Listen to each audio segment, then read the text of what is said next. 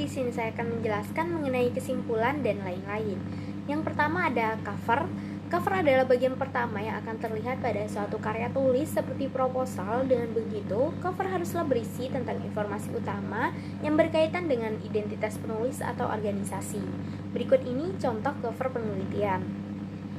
Dan yang kedua ada daftar isi. Daftar isi adalah urutan sebuah judul pada tiap bab beserta halaman yang terdapat dalam sebuah penulisan makalah, laporan, skripsi, proposal, karya ilmiah, atau juga bisa diartikan sebagai lembar halaman yang menjadi petunjuk pokok isi buku beserta nomor halaman pada penulisannya. Berikut contoh daftar isi. Berikutnya yaitu daftar tabel.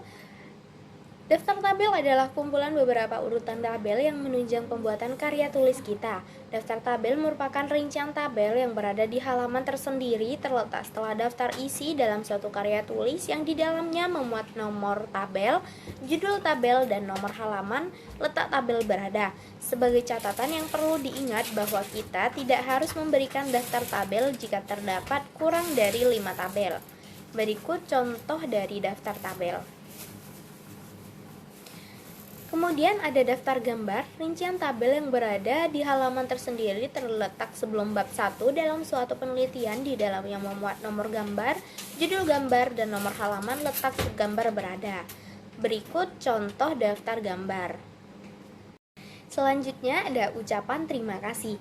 Dalam penulisan skripsi atau laporan tugas akhir, tentunya kamu akan menuliskan bagian kata pengantar, di mana kata pengantar ini umumnya terletak di bagian awal dan berisikan ungkapan rasa syukur dan terima kasih kepada pihak yang telah membantu dalam menyelesaikan karya tersebut. Berikut contoh ucapan terima kasih. Kemudian ada abstrak atau ringkasan. Abstrak adalah ringkasan isi laporan yang ditulis dengan singkat dan padat dalam 250-400 kata atau kurang. Abstrak berisi pokok masalah, tujuan, metode, data, dan kesimpulan dalam bentuk paragraf.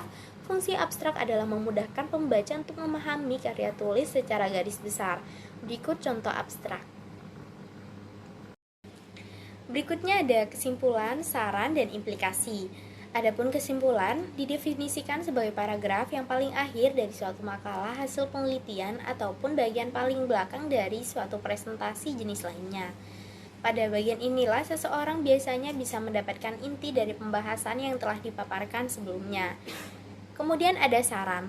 Dijelaskan dalam makalah metodologi penelitian oleh Velia Mailangkai dan kawan-kawan, saran adalah sesuatu yang diberikan kepada pembaca yang didasarkan atas hasil temuan dalam studi yang dilakukan. Saran juga bukan merupakan pendapat atau tinjauan idealis pribadi peneliti.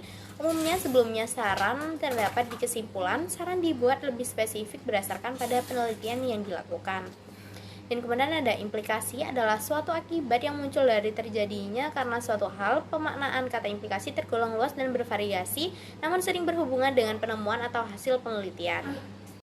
Selanjutnya yaitu daftar pustaka. Daftar pustaka adalah suatu susunan tulisan di akhir sebuah karya ilmiah yang isinya berupa nama penulis, judul tulisan, penerbit, identitas penerbit, dan tahun terbit.